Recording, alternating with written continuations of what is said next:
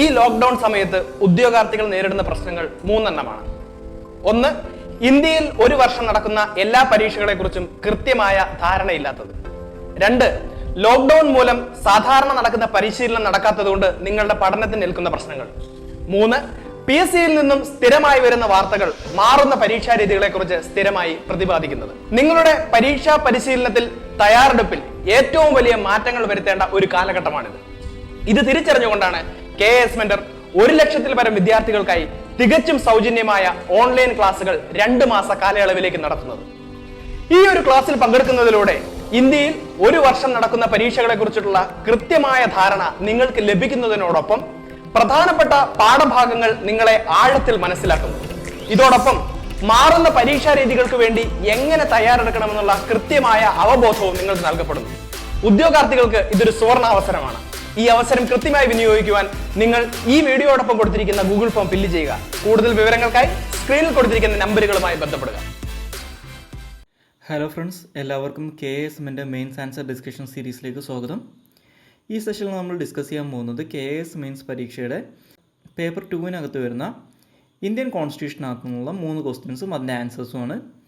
So first question, briefly explain about the constitutional provisions regarding the representation of Anglo Indian community in the parliament and state legislature. Second question, briefly explain the departmental related standing committees and its significance. Third question, how does the continuing disruption of parliamentary proceedings impact the functions of the parliament and what are the reasons behind this new normal? Discuss. So ഈ 3 ക്വസ്റ്റ്യൻസിനകത്ത് first question 2 മാർക്കിൻ്റെ ക്വസ്റ്റ്യനാണ്, രണ്ടാമത്തത് 5 മാർക്കിനുള്ള ക്വസ്റ്റ്യനാണ്, മൂന്നാമത്തത് 10 മാർക്കിനുള്ള ക്വസ്റ്റ്യനാണ്. So ഇനി first question പരിശോധിച്ച് കഴിഞ്ഞാൽ, briefly explain about the constitutional provisions regarding the representation of Anglo Indian community in the parliament and state legislature. അതായത് പാർലമെൻറ്റിലും സ്റ്റേറ്റ് ലെജിസ്ലേച്ചറിലും ആംഗ്ലോ ഇന്ത്യൻ കമ്മ്യൂണിറ്റിക്കുള്ള റെപ്രസെൻറ്റേഷനുമായിട്ട് ബന്ധപ്പെട്ടിട്ടുള്ള കോൺസ്റ്റിറ്റ്യൂഷണൽ പ്രൊവിഷൻസ് എന്തൊക്കെയാണെന്ന് ഡിസ്കസ് ചെയ്യാനാണ് പറഞ്ഞേക്കുന്നത്. സോ ഇതൊരു 2 മാർക്കിനുള്ള ക്വസ്റ്റ്യനാണ്. സോ അപ്പോൾ അതിനുള്ള ഡയറക്റ്റ് ആയിട്ടുള്ള ആൻസർ മാത്രം പറഞ്ഞാൽ മതി. സോ ആംഗ്ലോ ഇന്ത്യൻ കമ്മ്യൂണിറ്റിക്കുള്ള പാർലമെൻറ്റിനകത്തും സ്റ്റേറ്റ് ലെജിസ്ലേച്ചറിനകത്തുള്ള റെപ്രസെൻറ്റേഷനുമായിട്ട് ബന്ധപ്പെട്ട് കോൺസ്റ്റിറ്റ്യൂഷനകത്ത് പറഞ്ഞേക്കുന്നത് 2 ആർട്ടിക്കിൾസിനകത്താണ്. ഒന്ന്, ആർട്ടിക്കിൾ 331, അതിനകത്താണ് ആംഗ്ലോ ഇന്ത്യൻ കമ്മ്യൂണിറ്റിക്ക് ലോക്സഭക്കകത്തുള്ള റെപ്രസെൻറ്റേഷനെ കുറിച്ച് പറയുന്നത്. രണ്ടാമതായിട്ട് ആർട്ടിക്കിൾ 333, അതിനകത്താണ് ആംഗ്ലോ ഇന്ത്യൻ കമ്മ്യൂണിറ്റിക്ക് സംസ്ഥാനങ്ങളിലെ ലെജിസ്ലേറ്റീവ് അസംബ്ലിക്കകത്തുള്ള റെപ്രസെൻറ്റേഷനെ കുറിച്ച് പറയുന്നത്. സോ ആർട്ടിക്കിൾ 331 അനുസരിച്ച് ആംഗ്ലോ ഇന്ത്യൻ കമ്മ്യൂണിറ്റിയുടെ റെപ്രസെൻറ്റേഷൻ ലോക്സഭയിൽ എൻഷുർ ചെയ്യാൻ വേണ്ടിയിട്ട് അവർ ഇൻഅഡക്വേറ്റ് ആയിട്ടാണ് റെപ്രസെൻറ്റ് ചെയ്തേക്കുന്നത്. പ്രസിഡൻറ്റിന് ബോധ്യം വന്നു കഴിഞ്ഞാൽ എന്ത് ചെയ്യാൻ പറ്റും? ആംഗ്ലോ ഇന്ത്യൻ കമ്മ്യൂണിറ്റി എന്നുള്ള 2 പേരെ പ്രസിഡൻറ്റിനെ ലോക്സഭയിലേക്ക് നോമിനേറ്റ് ചെയ്യാം. അതേപോലെ ആർട്ടിക്കിൾ 333 അനുസരിച്ച് സംസ്ഥാന ഗവർണർമാർക്ക് സംസ്ഥാന നിയമസഭയിലെ ലെജിസ്ലേറ്റീവ് അസംബ്ലിയിൽ ആംഗ്ലോ ഇന്ത്യൻ കമ്മ്യൂണിറ്റിക്ക് അഡ്വക്കേറ്റ് ആയിട്ട് റെപ്രസെൻറ്റേഷൻ ഇല്ലെന്ന് തോന്നുകയാണെങ്കിൽ ആ കമ്മ്യൂണിറ്റി എന്നുള്ള ഒരാളെ ലെജിസ്ലേറ്റീവ് അസംബ്ലിയിലേക്ക് നോമിനേറ്റ് ചെയ്യാം. സോ ഈ ഒരു പ്രൊവിഷൻ, ഈ 2 provisions article 331 333 actually Indian constitution start ചെയ്ത് 10 വർഷത്തേക്കായിരുന്നു കണ്ടിന്യൂ ചെയ്യാൻ വേണ്ടി പറഞ്ഞിട്ടുണ്ടായിരുന്നത്, അതായത് 1960 വരെ.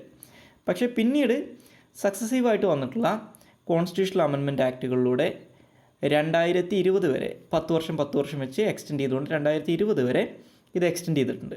അതായത് ഈ വർഷം ഇത് ലാപ്സ് ആയി പോവാണ്.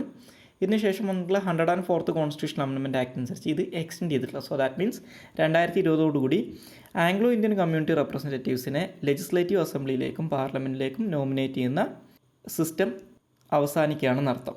ഓക്കെ, സെക്കൻഡ് ക്വസ്റ്റ്യൻ, രണ്ടാമത്തെ ചോദ്യം എന്ന് പറയുന്നത് 5 മാർക്കിനുള്ള ചോദ്യമാണ്. So question, briefly explain the departmental related standing committees and its significance. അതായത് ഡിപ്പാർട്ട്മെൻറ്റൽ റിലേറ്റഡ് സ്റ്റാൻഡിംഗ് കമ്മിറ്റീസ് എന്താണെന്നും അതിൻ്റെ സിഗ്നിഫിക്കൻസ് എന്താണെന്നുമാണ് ചോദ്യം. സോ അപ്പോൾ അതിൻ്റെ ആൻസർ 2 പാർട്ടുണ്ട്. ആദ്യം എന്താണ് ഡിപ്പാർട്ട്മെൻറ്റൽ റിലേറ്റഡ് സ്റ്റാൻഡിംഗ് കമ്മിറ്റീസ് എന്ന് പറയണം, രണ്ടാമതായിട്ട് അതിൻ്റെ സിഗ്നിഫിക്കൻസ് എന്താണെന്ന് പറയണം. സോ അപ്പോൾ എന്താണ് ഡിപ്പാർട്ട്മെൻറ്റൽ റിലേറ്റഡ് സ്റ്റാൻഡിംഗ് കമ്മിറ്റീസ് എന്ന് പറഞ്ഞു കഴിഞ്ഞാൽ, ചോദിച്ചു കഴിഞ്ഞാൽ അതിൻ്റെ ഉത്തരം എന്ന് പറയുന്നത്, ലോക്സഭയിലെ റൂൾസ് കമ്മിറ്റി റെക്കമെൻഡേഷൻ്റെ അടിസ്ഥാനത്തിൽ 1993 ഇന്ത്യയിൽ ആദ്യമായിട്ട് 17 departmental related standing committees establish ചെയ്യുന്നത്. അതായത് 17 ഡിപ്പാർട്ട്മെൻറ്റുകൾക്ക് വേണ്ടിയിട്ട് പാർലമെൻറ്റിനകത്ത് separate departmental related standing committees establish ചെയ്തു. ഇത് 2004 ഈ 17 എന്നുള്ളത് 24 ഡിപ്പാർട്ട്മെൻറ്റൽ റിലേറ്റഡ് സ്റ്റാൻഡിംഗ് കമ്മിറ്റീസാക്കി ഉയർത്തി. അതായത് 7 പുതിയ സ്റ്റാൻഡിംഗ് കമ്മിറ്റീസ് നിലവിൽ വന്നു എന്നർത്ഥം. ഇനി ഇവരുടെ ഫംഗ്ഷൻ എന്താണെന്ന് ചോദിച്ചു കഴിഞ്ഞാൽ അതത് ഡിപ്പാർട്ട്മെൻറ്റുകളുമായിട്ട് ബന്ധപ്പെട്ടിട്ടുള്ള കാര്യങ്ങൾക്കകത്ത് ചർച്ച ചെയ്യുക, അതുമായിട്ട് ബന്ധപ്പെട്ട് റെക്കമെൻഡേഷൻ സബ്മിറ്റ് ചെയ്യുക എന്നുള്ളതാണ് ഇവരുടെ ഫംഗ്ഷൻ എന്ന് പറയുന്നത്. ഇനി ഇവരുടെ സിഗ്നിഫിക്കൻസ് എന്താണെന്ന് ചോദിച്ചു കഴിഞ്ഞാൽ ഈ സ്റ്റാൻഡിംഗ് കമ്മിറ്റീസിൻ്റെ പ്രധാനപ്പെട്ട ഒബ്ജക്റ്റീവ് എന്ന് പറയുന്നത് എക്സിക്യൂട്ടീവിൻ്റെ അക്കൗണ്ടബിലിറ്റി എൻഷുർ ചെയ്യാൻ വേണ്ടിയിട്ട്, അതായത് കൗൺസിൽ ഓഫ് മിനിസ്റ്റേഴ്സിൻ്റെ അക്കൗണ്ടബിലിറ്റി എൻഷുർ ചെയ്യാൻ വേണ്ടിയിട്ട് പാർലമെൻറ്റിനെ സഹായിക്കുക എന്നുള്ളതാണ്. Especially financial accountability. അതെങ്ങനെയാണെന്ന് ചോദിച്ചു കഴിഞ്ഞാൽ ഈ ഡിപ്പാർട്ട്മെൻറ്റൽ റിലേറ്റഡ് സ്റ്റാൻഡിംഗ് കമ്മിറ്റീസാണ് പാർലമെൻറ്റിനകത്ത് ബഡ്ജറ്റ് വരുമ്പോൾ അതത് ഡിപ്പാർട്ട്മെൻറ്റുകളായിട്ട് ബന്ധപ്പെട്ട് വരുന്ന ഡിമാൻഡ് ഫോർ ഗ്രാൻസിനെ സ്ക്രൂട്ടനൈസ് ചെയ്യുന്നത്. സോ അതായത് ഈ ഡിപ്പാർട്ട്മെൻറ്റുകൾക്ക് ഇത്രയും ഡിമാൻഡിൻ്റെ ആവശ്യമുണ്ടോ അല്ലെങ്കിൽ ഇത്രയും പൈസയുടെ ആവശ്യമുണ്ടോ എന്ന് ചെക്ക് ചെയ്യുന്നതാണ് അവരുടെ പണി. സോ അതായത് ഫിനാൻഷ്യൽ അക്കൗണ്ടബിലിറ്റി എൻഷുർ ചെയ്യുകയാണ്. ഓക്കെ. രണ്ടാമതായിട്ട് ഇവർ ഈ ഒരു പെർട്ടിക്കുലർ ഡിപ്പാർട്ട്മെൻറ്റുകളുമായിട്ട് ബന്ധപ്പെട്ടിട്ടുള്ള ഡിമാൻഡ് ഫോർ ഗ്രാൻസ് ഇൻഡെപ്തായിട്ട് പഠിക്കുന്നത് കാരണം പാർലമെൻറ്റിനെ ബഡ്ജറ്റിൻ്റെ ഡിസ്കഷൻ്റെ സമയത്ത് അല്ലെങ്കിൽ അതിൻ്റെ ഡിബേറ്റിൻ്റെ സമയത്ത് ഈ ബഡ്ജറ്റിനെ കൂടുതൽ ആഴത്തിൽ മനസ്സിലാക്കാനും കൂടുതൽ എഫിഷ്യൻ്റായിട്ട് ബഡ്ജറ്റിനെ കുറിച്ചുള്ള ഡിബേറ്റുകൾ കണ്ടക്ട് ചെയ്യാനും സഹായിക്കുന്നുണ്ട്. കാരണം പണ്ട് ഈ ഡിപ്പാർട്ട്മെൻറ്റൽ റിലേറ്റഡ് സ്റ്റാൻഡിംഗ് കമ്മിറ്റീസ് ഉണ്ടാകുന്നതിന് മുമ്പുണ്ടായിരുന്ന അവസ്ഥ എന്താണെന്ന് വെച്ച് കഴിഞ്ഞാൽ പാർലമെൻറ്റിനകത്ത് എല്ലാ ഡിമാൻഡ് ഫോർ ഗ്രാൻസും ചർച്ച ചെയ്യാതെ സമയം കിട്ടില്ല. സോ അപ്പോൾ ചർച്ച ചെയ്യാതെ തന്നെ ഒരുപാട് ഡിമാൻഡ് ഫോർ ഗ്രാൻസ് പാസ്സാക്കുമായിരുന്നു. ഇപ്പോഴും ഈ ഒരു സിസ്റ്റം നിലവിലുണ്ടെങ്കിലും അറ്റ്ലീസ്റ്റ് ഈ ഡിപ്പാർട്ട്മെൻറ്റൽ റിലേറ്റഡ് സ്റ്റാൻഡിംഗ് കമ്മിറ്റീസ് എങ്കിലും എന്ത് ചെയ്യും, എല്ലാ ഡിമാൻഡ്സും പരിശോധിക്കുന്നുണ്ട്. സോ അപ്പോൾ പാർലമെൻ്ററി ഫംഗ്ഷൻ ഉള്ളത് ഫിനാൻഷ്യൽ അക്കൗണ്ടബിലിറ്റി എൻഷുർ ചെയ്യാനുള്ള ഫംഗ്ഷൻ സക്സസ്ഫുള്ളായിട്ട് നടപ്പിലാക്കാൻ വേണ്ടി പാർലമെൻറ്റിനെ ഇവർ സഹായിക്കുന്നുണ്ട്. ഈ ബഡ്ജറ്റിൻ്റെ ഡിബേറ്റ്സിനകത്തും ഡിസ്കഷൻസിനകത്തും കൂടുതൽ എഫിഷ്യൻസി കാണിക്കാൻ വേണ്ടി പാർലമെൻറ്റിനെ സഹായിക്കുന്ന ഒരു ജോലി കൂടി ഇവർ ചെയ്യുന്നുണ്ട്. ഓക്കെ. സോ അപ്പോൾ ഇത് രണ്ടുമാണ് ഇതിൻ്റെ സിഗ്നിഫിക്കൻസ് എന്ന് പറയുന്നത്. ഇനി തേർഡ് ക്വസ്റ്റ്യൻ 10 മാർക്കിനുള്ള ക്വസ്റ്റ്യനാണ്. How does the continuing deception of parliamentary proceedings impact the functions of parliament and what are the reasons behind this new normal? So അപ്പോൾ ഇതൊരു 10 മാർക്കിലുള്ള ക്വസ്റ്റ്യനാണ്. സോ അപ്പോൾ ഇതിനകത്ത് ഒരു അനലിറ്റിക്കൽ പോയിൻ്റ് ഓഫ് വ്യൂ ഉണ്ട്. സോ ഇത് നമ്മളൊരു ഇൻട്രൊഡക്ഷൻ വേണം, ഒരു ബോഡി വേണം, ഒരു കൺക്ലൂഷൻ വേണം. സോ ഇൻട്രൊഡക്ഷനകത്ത് നമുക്ക് എന്ത് പറയാൻ പറ്റും, ഈ റീസെൻറ്റ് ടൈമിൽ അതായത് എസ്പെഷ്യലി ഇപ്പോൾ ഒരു അവസാനമായിട്ട് വന്നിട്ടുള്ളൊരു 3-4 ലോക്സഭകളുടെ ടൈം എടുത്തു കഴിഞ്ഞാൽ പാർലമെൻ്ററി ഡിസ്റപ്ഷൻ്റെ ടൈമും അതിൻ്റെ എണ്ണവും വർദ്ധിച്ചുകൊണ്ടിരിക്കുകയാണ്. അതായത് ഷാർപ്പായിട്ടുള്ള ഇൻക്രീസ് കാണാൻ പറ്റും. ഓക്കെ. ഫോർ എക്സാമ്പിൾ ഏറ്റവും അവസാനമായിട്ട് വന്നിട്ടുള്ള 14th and 15th ലോക്സഭയുടെ കണക്കെടുത്ത് കഴിഞ്ഞാൽ അവരുടെ അറ്റ്ലീസ്റ്റ് ഒരു 30% ടൈമെങ്കിലും, അതായത് നല്ല രീതിയിൽ വർക്ക് നടക്കേണ്ട ഒരു 30% ടൈമെങ്കിലും എന്താണ് ഡിസ്റപ്ഷൻ കാരണം ഇല്ലാതായിട്ടുണ്ട്. ഡിസ്റപ്ഷൻ എന്ന് പറഞ്ഞു കഴിഞ്ഞാൽ ബഹളവും കാര്യങ്ങളൊക്കെ ഉണ്ടായിട്ട് പാർലമെൻ്ററി പ്രൊസീഡിങ്സ് സസ്പെൻഡ് ചെയ്യുകയോ അല്ലെങ്കിൽ അവരുടെ പ്രൊസീഡിങ്സ് നടത്താൻ പറ്റാതെ വരികയോ ചെയ്യുന്നത് കാരണം വരുന്ന സമയനഷ്ടത്തിനാണ് നമ്മളിത് പറയുന്നത്. ഇനി എൻ്റെ ബോഡിക്കകത്ത് എന്ത് പറയാം, എന്തൊക്കെ ഇമ്പാക്റ്റുകളാണ് ഈ ഡിസ്റപ്ഷൻ കാരണം പാർലമെൻറ്റ് ഫംഗ്ഷനിങ്ങിനകത്ത് ഉണ്ടാകുന്നതെന്ന് പറയാൻ പറ്റും. ഒന്നെന്ന് പറയുന്നത് എക്സിക്യൂട്ടീവിൻ്റെ അക്കൗണ്ടബിലിറ്റി എൻഷുർ ചെയ്യാൻ പറ്റില്ല. അതായത് എക്സിക്യൂട്ടീവിനെ അക്കൗണ്ടബിൾ ആക്കുക എന്നുള്ളതാണ് പാർലമെൻറ്റ് എസ്പെഷ്യലി ലോക്സഭയുടെ പ്രധാനപ്പെട്ട ജോലി എന്ന് പറയുന്നത് അല്ലെങ്കിൽ ഒബ്ജക്റ്റീവ് എന്ന് പറയുന്നത്. പക്ഷേ ഈ ഡിസ്റപ്ഷൻ കാരണം അല്ലെങ്കിൽ ഈ ബഹളം കാരണം ചർച്ചകൾ നടക്കാതെ വരുമ്പോൾ എന്താണ് എക്സിക്യൂട്ടീവിന് ഈ ലെജിസ്ലേച്ചറിൻ്റെ ഭാഗത്തു നിന്നുള്ള ചോദ്യങ്ങളിൽ നിന്ന് മാറി നിൽക്കാൻ പറ്റും, അല്ലെങ്കിൽ ഇവരോട് ചോദ്യം ചോദിക്കാനുള്ള സമയമാണ് ഇല്ലാതാകുന്നത്. സോ അപ്പോൾ എക്സിക്യൂട്ടീവിൻ്റെ അക്കൗണ്ടബിലിറ്റി എൻഷുർ ചെയ്യാൻ പറ്റില്ല. രണ്ടാമതായിട്ട് നിയമനിർമ്മാണമാണ് പാർലമെൻറ്റിൻ്റെ മറ്റൊരു പ്രധാനപ്പെട്ട ജോലി എന്ന് പറയുന്നത്. സോ ഈ നിയമനിർമ്മാണ പ്രക്രിയയിലെ ഡിസ്കഷൻസ് ഒന്നും എന്തില്ല കാര്യമായിട്ട് നടക്കില്ല. മൂന്നാമതായിട്ട് പ്രധാനപ്പെട്ട പബ്ലിക് ഇഷ്യൂസിനകത്തുള്ള ഡിബേറ്റുകൾ നടക്കില്ല. അതേപോലെ തന്നെ ജനങ്ങളുടെ അല്ലെങ്കിൽ പൗരന്മാരുടെ കാഴ്ചപ്പാടിൽ അല്ലെങ്കിൽ പൗരന്മാരുടെ മുന്നിൽ പാർലമെൻറ്റ് ക്രെഡിബിലിറ്റി ഇല്ലാതാവും. പിന്നെന്താ പറയാം, ഇത് കാരണം വലിയ രീതിയിൽ പാർലമെൻറ്റിന് അല്ലെങ്കിൽ പബ്ലിക് എക്സ്ചക്കറിന് ഫിനാൻഷ്യൽ ലോസ് ഉണ്ടാകുന്നുണ്ടെന്ന് പറയാൻ പറ്റും. അവസാനമായിട്ട് എന്ത് പറയാൻ പറ്റും, ഈ ബില്ലുകളുടെ പുറത്ത് കാര്യമായിട്ടുള്ള ചർച്ചകൾ നടക്കാത്തത് കാരണം ബില്ലുകൾ പാസ്സാക്കാൻ ഗവൺമെൻറ്റിന് പറ്റാത്തത് കാരണം എന്ത് ചെയ്യണം, ഗവൺമെൻറ് എപ്പോഴും ഓർഡിനൻസുകളെ ആശ്രയിക്കേണ്ടി വരും. ഓക്കെ. സോ അത് പാർലമെൻറ്റിനെ ബൈപ്പാസ് ചെയ്യുന്ന ഒരവസ്ഥയിലേക്ക് കാര്യങ്ങൾ നീങ്ങാൻ സാധ്യതയുണ്ടെന്ന് അർത്ഥം. ഇനി ഇതിനുള്ള റീസൺസ് എന്തൊക്കെയാണെന്ന് ചോദിച്ചു കഴിഞ്ഞാൽ ഓപ്പോസിഷൻ പാർട്ടീസ് പലപ്പോഴും അവർക്ക് എന്തെങ്കിലും ഇമ്പോർട്ടൻ്റ് ആയിട്ടുള്ള ഡിബേറ്റ് ചെയ്യാനോ അല്ലെങ്കിൽ ഡിസ്കസ് ചെയ്യാനോ വേണ്ടിയുള്ള പ്രധാനപ്പെട്ട വിഷയങ്ങൾ ഉന്നയിക്കാൻ വേണ്ടി ഓപ്പോസിഷൻ പാർട്ടീസിന് മിക്കപ്പോഴും അഡ്വക്കേറ്റ് ആയിട്ടുള്ള ടൈം പാർലമെൻറ്റിനകത്ത് അലോക്കേറ്റ് ചെയ്ത് കൊടുക്കാറില്ല. സോ അപ്പോൾ അവർ പലപ്പോഴും ഇതിൻ്റെ പേരിൽ ബഹളം വെച്ചുകൊണ്ട് ഡിസ്റപ്ഷൻസ് ഉണ്ടാക്കും.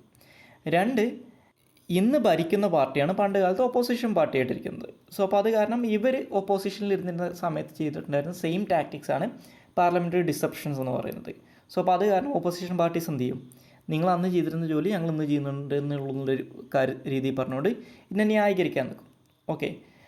മൂന്നാമതായിട്ട് എന്ത് പറയാം, ഏതെങ്കിലും കോൺട്രവേഴ്ഷ്യൽ ആയിട്ടുള്ള ഇഷ്യൂസുമായിട്ട് ബന്ധപ്പെട്ട് ഡിസ്കഷൻസ് വരുന്ന സമയത്താണ് മിക്കപ്പോഴും പാർലമെൻറ്ററി ഡിസ്റപ്ഷൻസ് ഉണ്ടാകുക, അല്ലെങ്കിൽ പരസ്പരം ഒച്ചയും ബഹളമൊക്കെ ഉണ്ടാക്കിയിട്ട് പ്രശ്നം ഉണ്ടാകാൻ തുടങ്ങുക. നാലാമതായിട്ട് എന്ത് പറയാൻ പറ്റും, അതായത് റീജിയണൽ പാർട്ടീസിൻ്റെ റൈസ് അല്ലെങ്കിൽ ഫ്രാഗ്മെൻറ്റഡ് പൊളിറ്റിക്സ് എന്ന് പറയുന്നത് ഒരു റീസണായിട്ട് പറയാൻ പറ്റും. അതായത് റീജിയണൽ പാർട്ടീസ് എന്ന് പറഞ്ഞു കഴിഞ്ഞാൽ അവരുടെ പെർട്ടിക്കുലർ റീജിയനകത്ത് നടക്കുന്ന കാര്യങ്ങളുടെ പേരിൽ പാർലമെൻറ്റിനകത്ത് ഡിസ്റപ്ഷൻസ് ക്രിയേറ്റ് ചെയ്യാറുണ്ട്. അതായത് അതിനകത്ത് ഒരു എൻറ്റയർ നാഷൻ അഫക്റ്റ് ചെയ്യുന്ന ഇഷ്യൂസ് എന്നുള്ളതിനെക്കാട്ടിലും വളരെ മൈന്യൂട്ടായിട്ട് ഒരു റീജിയനെ മാത്രം സ്പെസിഫിക് ആയിട്ട് ബാധിക്കുന്ന ഒരു വിഷയത്തിന് വേണ്ടിയിട്ട് പാർലമെൻറ്റിനകത്ത് പ്രശ്നം ഉണ്ടാക്കിയിട്ട് എൻറ്റയർ നേഷന് വേണ്ടിയിട്ട് ചിലവഴിക്കേണ്ട നല്ല സമയം ഇല്ലാതാക്കാറുണ്ട്.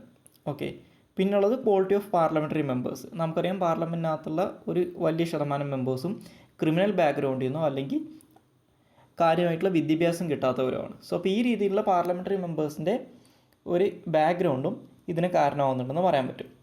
ഇനി ഇതിനകത്തൊരു കൺക്ലൂഷനായിട്ട് നമുക്ക് എന്ത് പറയാൻ പറ്റും, അതായത് പാർലമെൻ്ററി മെമ്പേഴ്സിൻ്റെ ക്വാളിറ്റി എൻഷുർ ചെയ്യാൻ വേണ്ടിയിട്ട് ഇലക്ടറൽ റിഫോംസ് കൊണ്ടുവരാൻ പറ്റും. നമുക്കൊരു വേ ഫോർവേഡായിട്ട് പറയാൻ പറ്റുന്നതാണ്.